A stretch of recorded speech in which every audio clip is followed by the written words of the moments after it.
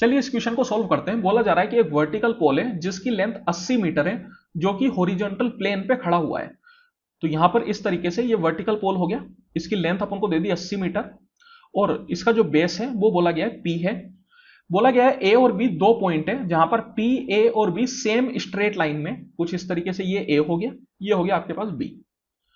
फिर आगे बोला गया कि यदि angle of elevation of top of the pole from A and B B alpha and beta, तो ए और बी का जो एंगल ऑफ एलिवेशन है वो आपको अल्फा और बीटा दे रखा है। जहां पे अल्फा बड़ा है बीटा से, दैट मीन्स कि ये अल्फा हो जाएगा और ये आपके पास हो जाएगा बीटा के बराबर। पी ए जो है वो 64 मीटर दे रखा है और ए बी जो है वो 36 मीटर दे रखा है।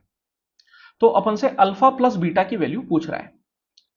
तो यहां पर आप देखिए टेन अल्फा अगर मैं निकालना चाहूं तो टेन अल्फा इक्वल टू क्या होता है, परपेंडिकुलर अपॉन बेस।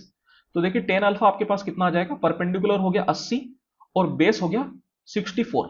इसको अगर मैं सिंप्लीफाई करूं तो ये 16 से कट जाएगा, 16 का 5 बार में, 16 का 4 बार में, तो ये अपने पास आ गया 5/4 के बराबर। सेम तरीके से अगर मैं टेन बीटा निकालूं तो टेन बीटा भी अपने पास होता है परपेंडिकुलर अपॉन बेस। परपेंडिकुलर तो सेम रहेगा 80 के बराबर, लेकिन बेस जो है वो पूरा 64 प्लस 36 दैट मीन 100 हो जाएगा, क्योंकि बेस जो अपन कैलकुलेट करेंगे वो पी पॉइंट से कैलकुलेट करेंगे। तो इसको अगर आप सोल्व करेंगे तो ये 20 का 4 बार में और ये 20 का 5 बार में, तो टेन बीटा आ गया आपके पास 4/5। देखिए जब कभी भी इस तरीके से आपसे अल्फा प्लस बीटा पूछ रहा हो तो एक बार आप ten alpha into ten beta check करिए।